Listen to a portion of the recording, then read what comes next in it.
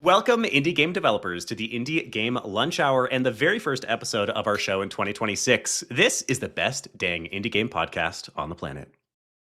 Today, we're being joined by Matt Dalio, CEO and founder of Endless, to talk about gamified learning lessons, how building games teaches strategy, teamwork, feedback cycles, and storytelling.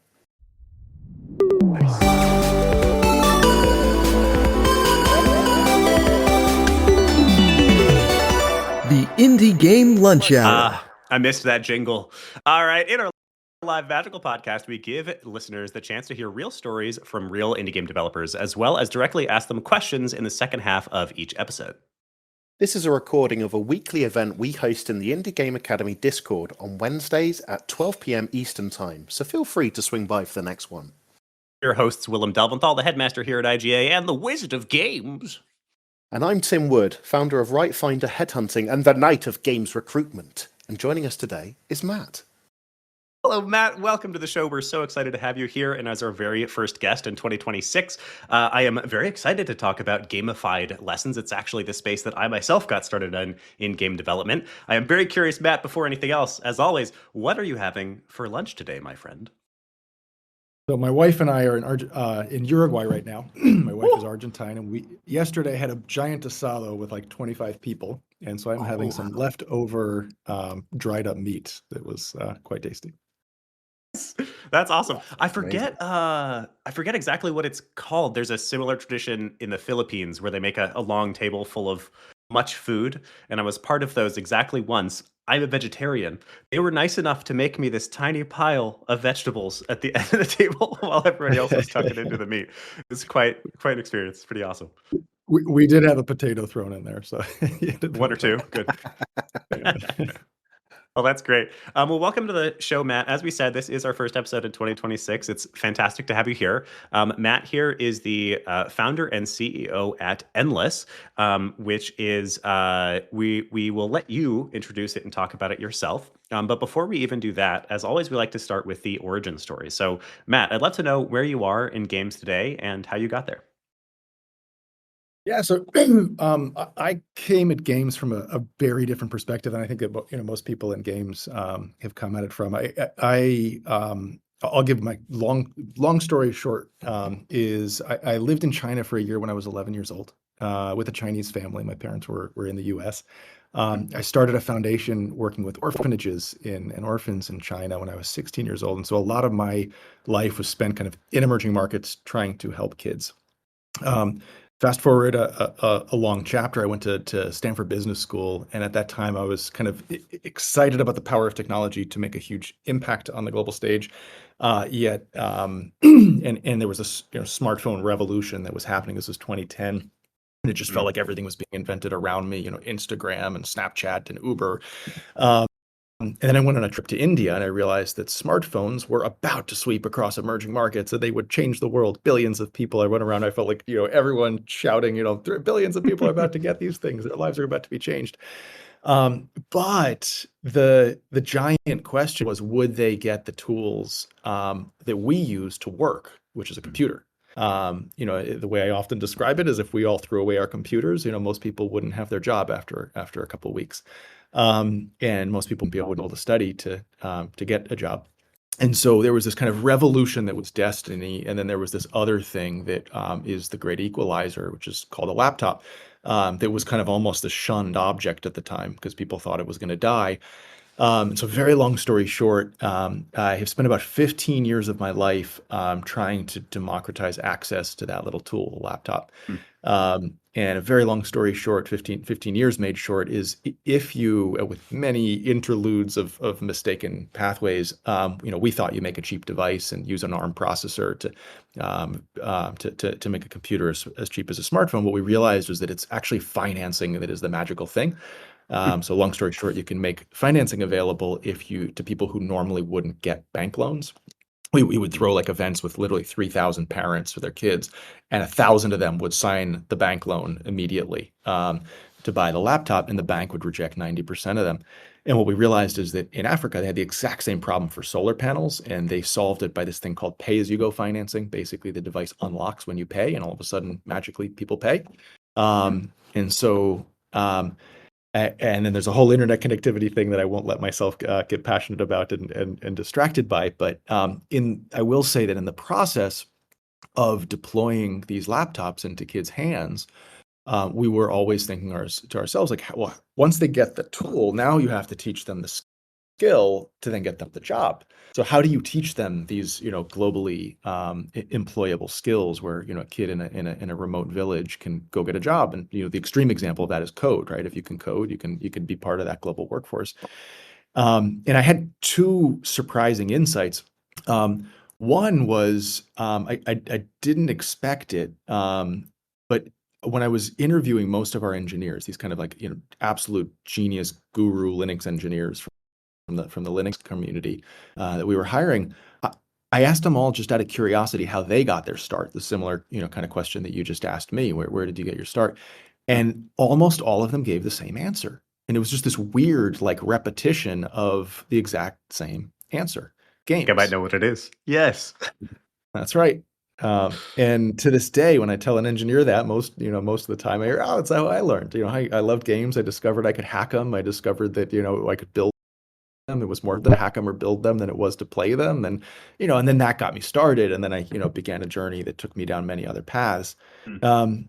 And so that was the first insight. The kind of very much related insight to that was whenever we would put these laptops in kids' hands in emerging markets, we had these like kind of honestly not great Linux games, like math games were like, Math Blaster, but the cheap open source version of it. And I would walk into classrooms full of kids shouting their multiplication tables at each other with just like complete utter delight. Like you would walk in and just all you would hear was just the squealing of numbers. And so it just became so obvious, like, wow, in some sense, the number one challenge of education is to engage, is to get them to want to do it, because when they want to do it, they do it. And when they do it, they learn.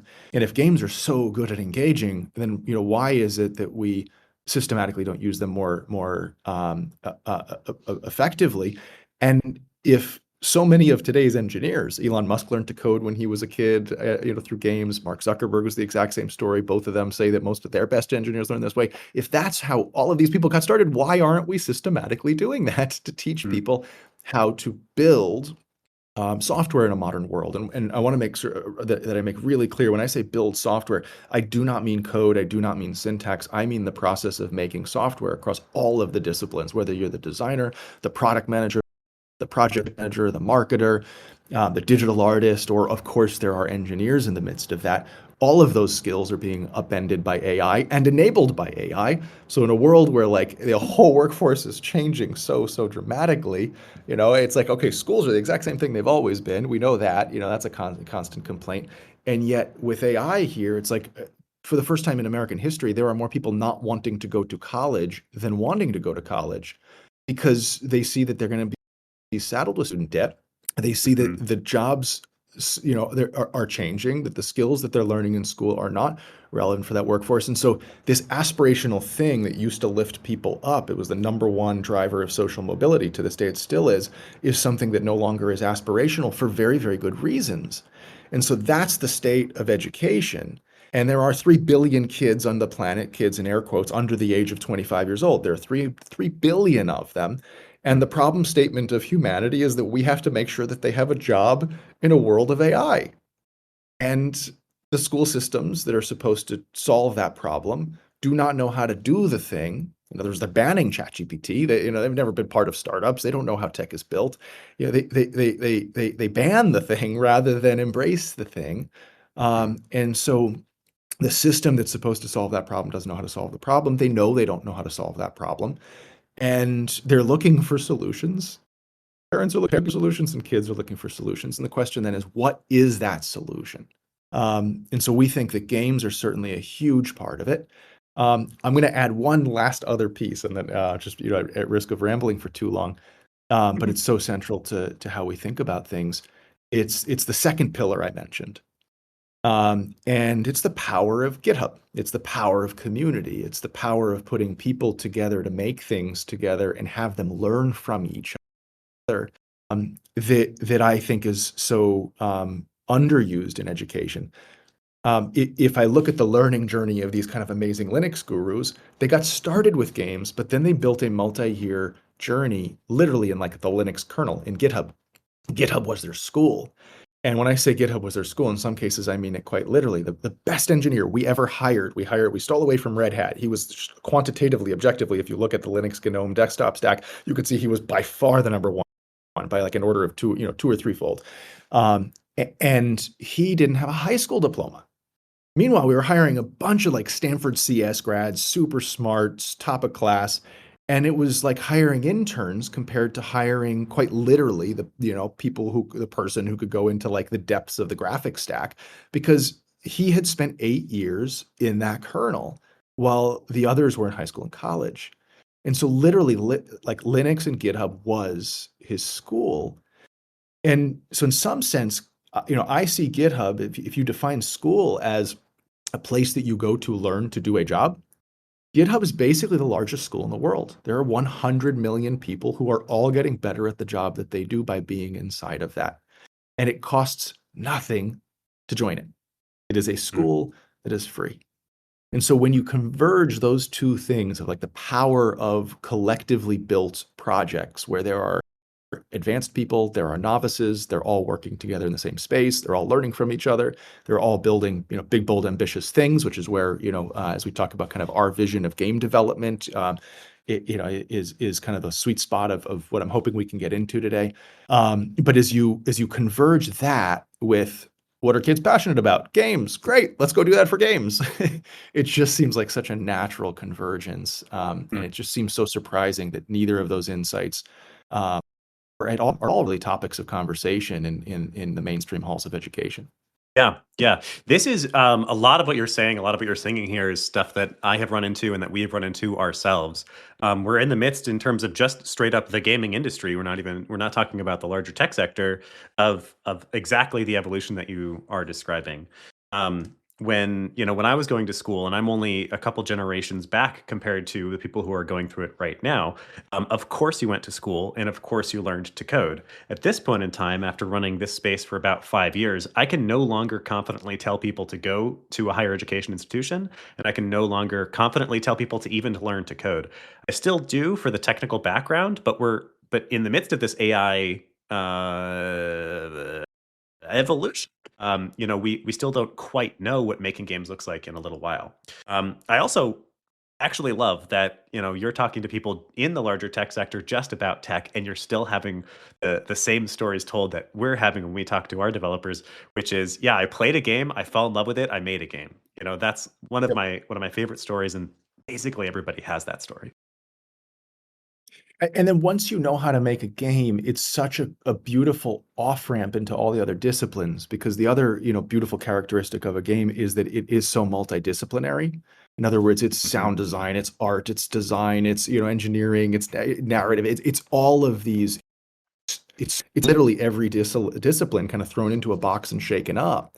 And then because there are simple game making tools, a novice can do it. And then because there are super advanced game making tools, we work with the guy who basically built the Xbox and the HoloLens, and he's like, that was the best team at Microsoft outside of the operating system team. Like that was the best, and that was where the guru engineers went, because it's kind of like the floor is so low. And by the way, with AI, the floor has been lowered. And then the ceiling is so high. And by the way, with AI, it makes someone, able to raise their ceiling. And so it's such an unbounded space to be able to teach so many things. If I discover I like 3D modeling, and then I discover I like 3D modeling buildings, I may have just discovered I want to be an architect. So it's on so many levels. Actually, the process of making games, not just playing games, but making games, is such a good learning environment. So with regard to games being that learning environment, there's a couple of people I've spoken to have made games to teach you either various concepts or game making itself. And there's sometimes been a tension between making that game entertaining versus having it teach effectively. So what are some ways you can kind of resolve that? Because I know at times those goals could potentially conflict with each other. Yeah, my short answer is we gave up on it. And then there's a whole longer answer. There was an interlude in the how did we get here story that I should add, which is we started thinking, okay, if everyone, packs their games, then let's make a game where there's lots of mini games. And, I read Ready Player One before the movie and everyone was talking about it. And I was like, we're going to make many mini games and there's a meta narrative and we called it a metaverse until people started talking about the metaverse and then we stopped using that term. But the idea was basically everything's hackable and it's a game you play. Mm. And in the process, we realized that we threw many millions of dollars, and that what we needed was many, many, many, many, many more millions of dollars than we had to build a game of the quality and the voluminous nature of all the pathways that we would once need. And there was just literally no way we could ever build that. Which gets to kind of one of the core points of your question, which is, how do you build? One of the reasons education games haven't succeeded is because they have no money. One of the reasons they have no money is because they haven't succeeded. It takes a lot of money to build a game, as we see, GTA's, they're now $1 billion over budget at a $2 billion total budget. So we realized there was no way we were going to build this game. And then we realized, well, wait, we could actually invite the community in to help us build these levels. And then we realized, wait, they're going to learn more by building a game, sitting in Unity and Blender and, and GitHub with us, and than they'll ever learn by playing any game we build. And then we realized, well, why have them build the game we want to build? Why not have them build an array of games, whether that's, a bunch of collaborative games that we want to build with the community, which we'll get to, or whatever game they want to build. And so the hack, which is not a hack, it's just literally play it on a different field. And the field we play on is make to learn rather than play to learn, precisely because it's so hard to do what you just asked about. It's so hard to find that perfect balance between I'm learning and I'm playing, the chocolate and the broccoli, that never go well together. Whereas what we do is we just say, you want to build a game? We'll teach you to build a game.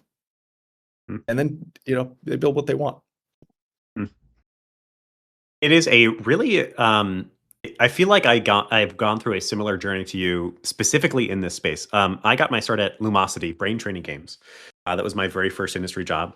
And something that became really obvious after 4 years working there is the balance of educational value versus your more traditional, like, motivational matrix. Like, what gets somebody to play a game? And the problem with any educational game in my mind is that those two things often conflict. Making something that is of educational value is hard to also make it as satisfying and fun as a game that has no or very little educational value. Then often you wind up sort of having to pick one of those two objectives, and you can definitely bring in some of the secondary objective, but there still is one that's primary. So I'm curious, in your mind, this you're talking largely about the educational value of making a game and not as much about playing a game. But I'm curious, are you still having people or are you still investing in the educational game environment? Or are you like, no, it's just about building games and it doesn't matter that it's for educational purposes?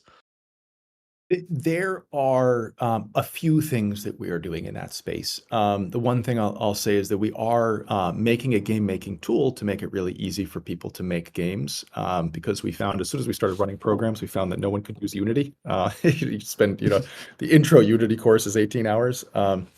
And so what we did was we built what I consider almost a giant scaffolding tutorialization process for Unity.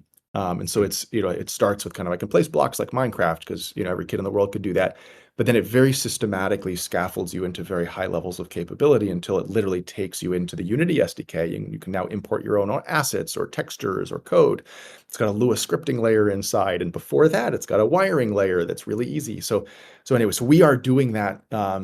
And that tool has been used in a lot of learning environments. We're also doing some similar things on Godot for kids who don't have access to GPUs. So kind of simplifying and scaffolding and tutorializing the whole Godot engine.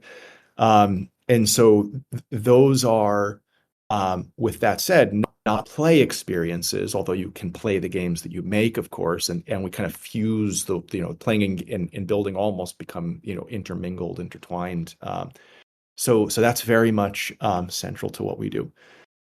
We want to use that tool to build. There are two games that I want to build with that, and eventually I do hope that others, the community, will come to and create many, many learning games. But one game is a language learning game, and then the other game is a is actually that game that we set out to build many years ago called The Endless Mission, which is a game where everything's hackable. And the beauty of this tool is that it's so easy to make levels. It's so easy to collaborate. It's so easy to build things as teams. It's so easy to string those levels together that it's really easy to make games that that are only functional if you have abundance of content. So it's a little bit like, Mario Brothers Wonder had like 186 levels, I think it was. And Super Mario Maker 2 had 24 million levels. Like, just such an order of magnitude difference in terms of the volume of content. So when you can lean on a community to help contribute to a core game, then that requires voluminous content, like a language learning experience where you're traversing the world and you need lots of gameplay to create lots of engaging opportunities to practice your language, or the coding game where you have lots of secret hidden things and lots of levels where there's Easter eggs everywhere. You need those thousands, if not tens of thousands of hours of gameplay that where the best stuff bubbles up. And so that's really where, if we're focusing on anything in the play to learn space, it's that. But my number one objective in doing that, to be actually really clear, goes back to the power of community. We believe that when you take professionals and you put them into an environment with novices, whether those novices are, fourth year college game making students at game making universities, or a high school student, and they can all enter the same environment, the studio without walls, where the entire dev process is done in the open, just like Linux, right? Just like these incredible open source projects that are incredible, learning environments, that if you can build games in the same way, you can now make a learning trajectory for that kid to come in and be like, well, I can make a texture and contribute it. And then I discover I can make a 3D asset and contribute it. And then I discover I can, add a little bit of code with AI that allows me to suddenly make that character come to life in a way that I otherwise couldn't have. And it turns out I actually really like this coding thing. And next thing you know, one day I'm contributing, core levels, core code, core art assets, and doing that in a way that allows me to interact with these incredible professionals who are running it. So our primary motivation in building those learning games is actually to further our core thesis that by building big, aggressive, ambitious, cool projects that can justify hiring professionals to work on them, that intersection of learners and industry, I believe, is where like the most powerful learning for how to enter industry takes place. Almost the equivalent of the internship that a million kids can join. In other words, millions of kids can contribute art assets, and maybe they don't all make it into the final game, but they're in it, they're contributing. And so that's the core motivation for us building those games. Beyond that, we don't do really anything in play to learn games. Super fascinating. Tim, do you have a follow-up here? Anything you want to ask? Yeah, it's a question that's been kind of boiling on my mind since I've been reading the website.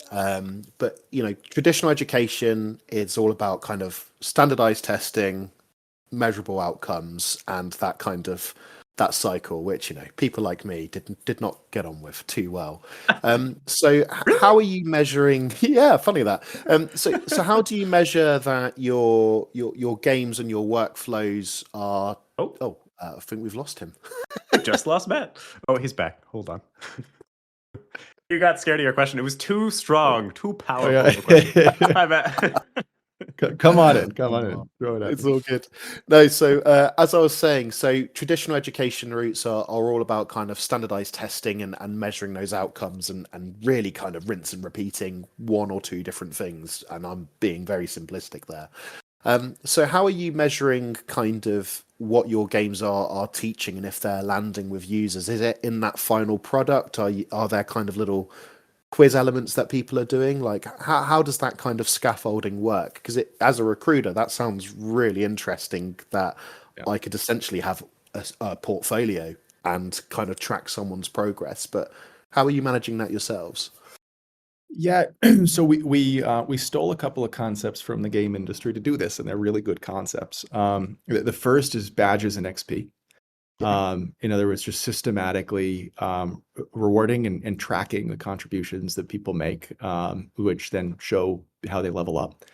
And the second is the concept of a skill tree.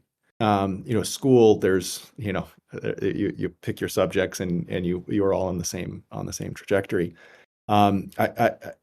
It's interesting. I'll say I was speaking with the guy who built. He's actually the current president of Singapore, but he built the education system of Singapore. And I was asking him, like, in your 30 some odd year career in Singapore, storage has been in everything. What was it you're most proud of? And his answer was very clearly built the education system. And the education system is the number one education system in the world, year after year.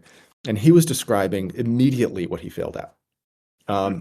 He immediately went to describe what he didn't succeed at, and he was describing that they succeeded for the middle 80%, they fail the bottom 10%, and they fail the top 10%. And when I describe the way that games work and the way that we think about, frankly, life working and education working as a skill tree where you can get better at many different things. And as you get better at those, you can find what you're passionate about, what you're good at, and you can keep getting better at that thing.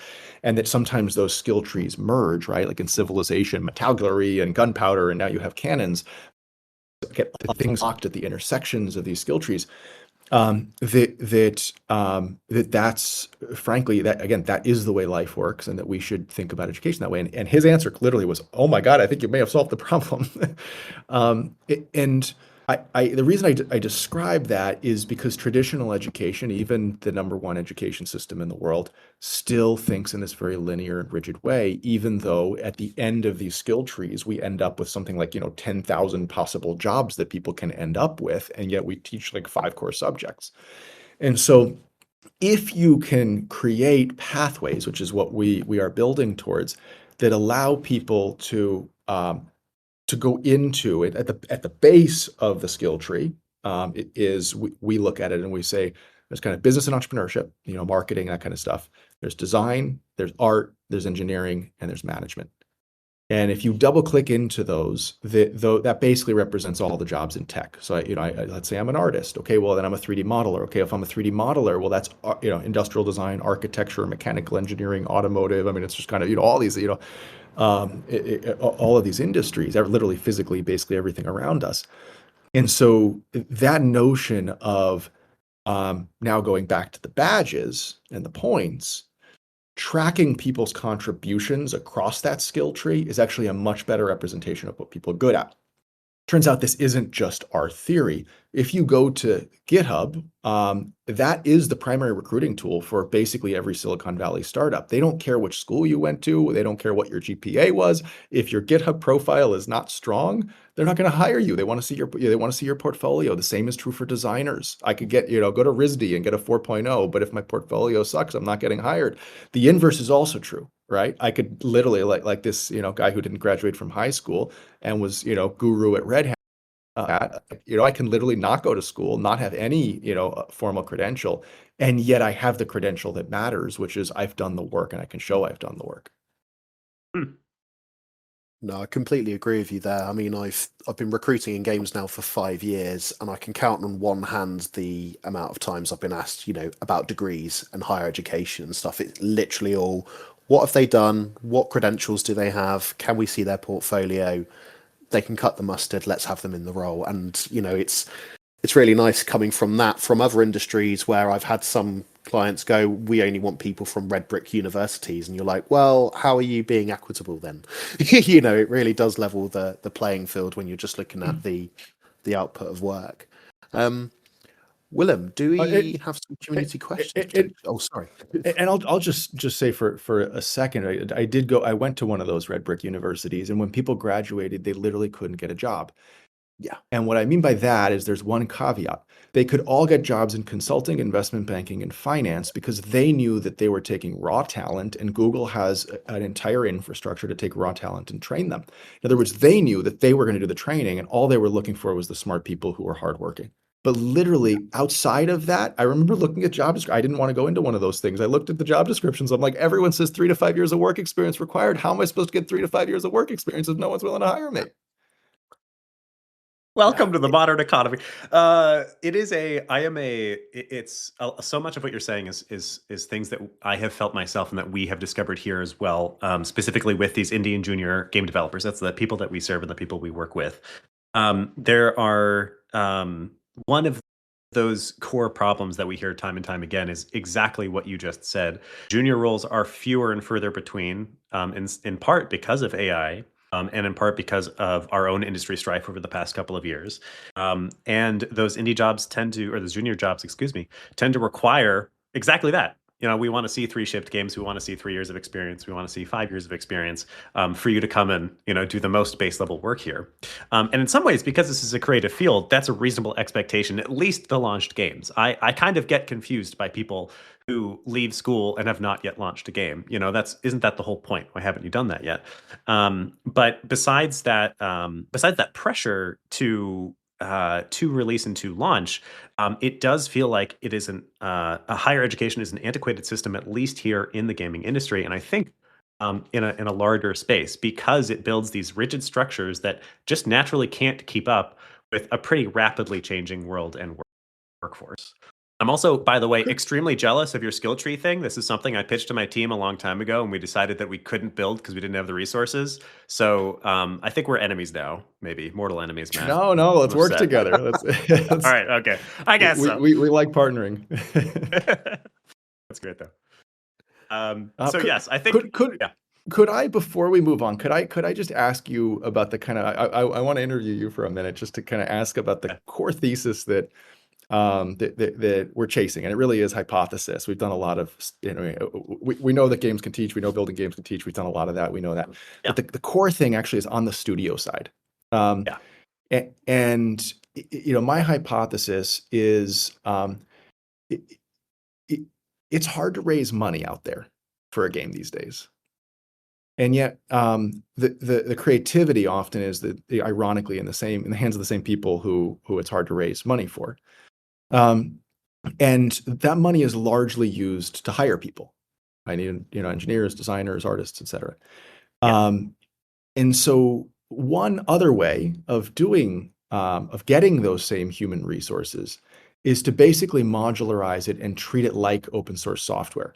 Now, I'm going to put a giant caveat. When I say open source software, I do not mean the license. I mean the process and the methodology of inviting people in to contribute, of blurring the lines between you are just a consumer of what I've built, and you're someone who's now actually able to help contribute. And maybe I pay you. Maybe it's for college credit. But I'm really curious to hear your thoughts, like on the students that you work with and in the game studios that you work with. What do you think the appetite of those two working together would be? In other words, the studios being like, come, help us contribute, and the students being like, yay, we get that portfolio and that experience and that mentorship, maybe even paid for it. What are your thoughts on that intersection of the almost barter economy in there? Yeah. It is. I have many thoughts about this. This is in some ways the problem that we're trying to solve, and that we talk about daily as well. There is a movement that's happening right now that is more or less volunteer or free positions for brand new indie studios. The number of indie studios that was founded in 2025 was 6 times the number founded in 2024. And a Wow. big part of the reason for that is because there aren't roles, especially for those juniors. In 2020, we had this massive industry growth. We saw 23% year over year growth from 2020 to 2021, but then growth that didn't keep up with inflation for every year since then. So we had this massive group of people who chased the dream, and then just didn't have roles to actually support that dream. So there is an appetite for whatever the hell I can get that will teach me how to make games and build my portfolio, I will do. From the students themselves, there's like a tremendous, like hungry appetite, like incredible effort. In my mind, I love, I have a personal mentor who likes talking about us as rock stars, indie developers as rock stars. And I think that's the truth. Like these people are hungry, ready, and they are kind of pissed. It's revolution time. But on the other side, the more established studio side, the people with money side, I don't think there's the same appetite, unfortunately. There are people like us, it seems, who are like, man, we have to figure out how to like tap into this because this is clearly this massive, creative potential. But then a lot of the money is really cautious at this point in time. And so they don't really put out that money. And then specifically for junior talent, the problem that we've run into a lot is junior talent strictly requires training wheels It really requires time. So you might have an incredible senior and you might have even work for a couple of juniors to do, but you might not have the facility to support those juniors in the way that they need to do that work. And that ask is a lot bigger of an ask than just hiring a junior. I think we both know that. So I think like the short version of my answer is there is appetite, especially on the actual student or junior side. Um, but where I've seen it mostly used is in moneyless solutions. So people starting volunteer studios, people starting rev share studios, people figuring out how to, who are just saying like, screw it, I'm going to do it myself, with or without money, self-funded studios, basically. It's a very risk averse market right now with studios. I mean, pretty much all of the ones that I've worked with or I'm talking to at the moment, they're circling the wagons, and they have been for the last few years, especially with the amount of layoffs.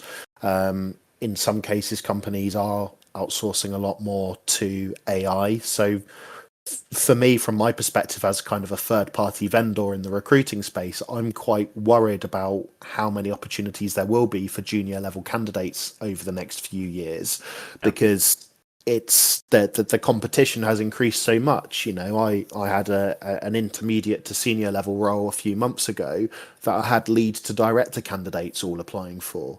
And so we had this recruiting process where everyone was qualified to do the job. I had about 20 to 25 human beings all applying for it and then wondering why they weren't getting interviewed. And they're like, well, I've done this for the last 10, 15 years and I've done this. So I really do feel for people, particularly coming out of like a higher education system where they've spent, a lot of money learning fundamentals of game design, game art, or whatever. They're now entering a market and they're like, I literally can't get any work. So I think the solution of kind of that quote unquote outsourced kind of collaborative way of working, democratized, could work. I think where there could be great opportunities is if you find some of those studios that aren't just motivated by printing money, but they're the ones that are embedded in the games industry. They're trying to uplift things and they're championing, rights for developers, equity and equality of opportunities. I mean, those would be the people that I would be focusing for that, because sadly, I think this is a great idea, but you take it to some big studio with loads of dosh and they'll go, well, why we'll just use AI? We'll just use AI, or we'll just hire like 5 seniors. And like, it's a very short-term way of thinking, because if we don't give the new blood the opportunities, eventually our talent skills seniors left. Availability, it will atrophy, and it will become kind of a declining, aging population within games, and you need to kind of keep the newness coming in. So I think there's ways to do it. We just kind of have to be snipers about it. You know what I have seen? I'll throw in this last thing. I think we're ranting now, but you've asked us a very good question. What I have seen is, in aggregate, the indie space is incredibly powerful right now because of this sort of movement that's happening. Individually, your chances of success are incredibly low, but in aggregate, there's so many people trying. What we have seen is a couple of studios that have succeeded. Aggro Crab is one of my favorites right now. Outer Sloth is one of my favorites right now. Inner Sloth is one of my favorites right now. And there's a couple of companies that have like released something that blew up, did well, and then they extended the ladder, and they're now creating more opportunities for indies. And I think that I hope is what happens over the next 5 years, that we sort of have this new wave of winners in the space that had to go through this period of little or no money, managed to break through, decided to open the doors as much as possible for those that followed. Our hypothesis is, and again, this at this point really is a hypothesis, but it's the thing we're chasing, is that you're 100% right about a big studio. If they have money and they have defined methodologies, they have no reason to change it. They won't. But if you take that small indie studio that's got skill, they've got their shot, and they just frankly don't have enough money to deliver on the vision, which is most really small studios, that suddenly they become more open or interested in these other opportunities. And suddenly the ability to take your passionate community for the first version of the game that you built, and now you're building the sequel, or to invite them in to participate. It's a very different way of building a game, obviously, in the same way as proprietary software versus open source software are very different ways of building. It's not just a license, it's a totally different way of building. And again, I don't care about the license, I care about the way of building. And that way of building has overhead. It requires managing. It requires interfacing with these people who are contributing. In some cases, it requires then that mentorship, which is actually the beauty of it from a learning perspective. But the theory, at least, is that like open source software, which by the way has affected basically every single tech stack in the world, including LLMs, except for games, which I find shocking. We've seen some. We've seen some. We've seen some, very, very limited though. Game engines, thank God, with Godot now. Yes. Now it's becoming very promising. And so the ability to, I'll also add that one of the number one trends in games over the past 10, 15 years has been UGC. Has been, and obviously we see modding as just, this massive phenomenon, as an understatement. And so the ability to kind of take that next step of it's not just UGC where they're taking a derivative of what we've created, but they're actually invited to help us create for a company that does not have the resources to create that thing. It allows them to build a better thing. It also allows them that to be their marketing value and build the community so that and to get feedback along the way so that when the game actually fully launches, it's been evolved by real feedback with the product, real data. So that's basically what we're trying to figure out. Is that right? And and my hypothesis is it's not a question of is it right or not. It's more how do you do it? What it lives in the layers of nuance around what really does it look like to do it well, and who does it benefit? Because it's certainly not everyone. Anyway, I took a tangent from the audience, so I do want to make sure if you want to do that, we could do that. Yeah, no, we'll wrap up here in a second, I think. I think this has just been a really good conversation, especially actually now. This feels very pertinent. The game industry is trying to figure out who and what it is, and I think we have started to see the next version of it, and I think it is in the hands of the indies. The past 2 years, an indie game wound up at least in contention for Game of the Year, and this year. 2025, an indie game won Game of the Year. And we've seen as well this dramatic increase in indie developers and this dramatic increase in a disenfranchisement with the typical pathways. More and more people are like, yeah, I'm just not going to bother. I'm going to do it myself. And that's been very exciting. So it's wonderful to see you in this space and trying to figure out this space. It's wonderful to see more actors in this space trying to figure out this space. And there are more actors on a regular basis. And that I think is the part of this that's exciting and is the part that I hope people take into 2026. The traditional pathways are changing. And as a result, it can feel like there are no opportunities, but there are opportunities. They may just look different than what you expect or what they have been for the past 5 or 10 years. 5 or 10 years, that's like the whole lifespan of the game industry. So, I mean. The cool thing about the game industry is it keeps changing so quickly. So, I mean, I saw one of the questions about AI, like, wow, okay, what's going to happen with AI and game making? All these things. Nobody knows. It's going to change. And there are people who are going to find it, figure that out and have a good ride. Yeah, I think so. We have a lot of good community questions here. I think for the sake of time, this will be our first episode without community questions. But I encourage everybody to continue to ask these questions and answer them for each other. Can I answer one community question really quickly? Please I know do. you have to be done, and so all good. But AI. Those who know how to use AI are superhumans. Those who do not know how to use AI are going to soon be replaced by AI if they already haven't been. Yes. And so the question is, how do we teach literally the 3 billion kids under the age of 25 years old how to become power users of AI? And AI, and so that's the question facing humanity. That's a big one. If you teach people these frontier tools, and the frontier tools change, it seems like, you follow, X, and it's like by the week there are amazing new tools. It's so cool.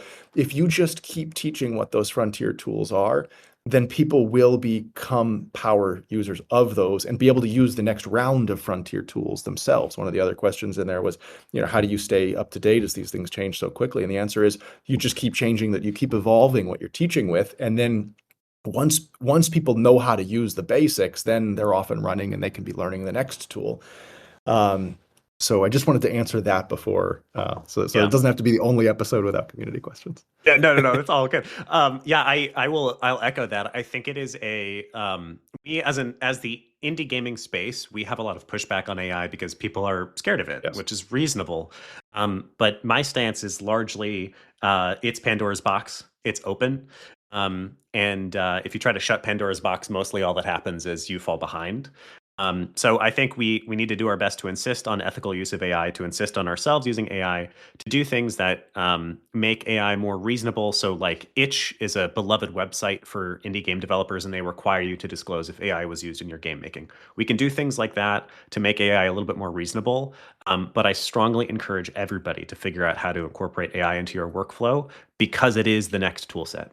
And the tool sets will keep changing and incorporating AI more. So yeah, figure out how to use it as ethically as you can. Let's also hopefully figure out how to not like boil off our water supply and all that fun consequences of AI. But yeah, mostly figure out how to use it well or fall behind, unfortunately. All right, I think that is going to wrap us up for the day. Before we go, we do like to do two different things here. Tim? Yeah. So, first of all, Matt, thank you for coming onto the show today.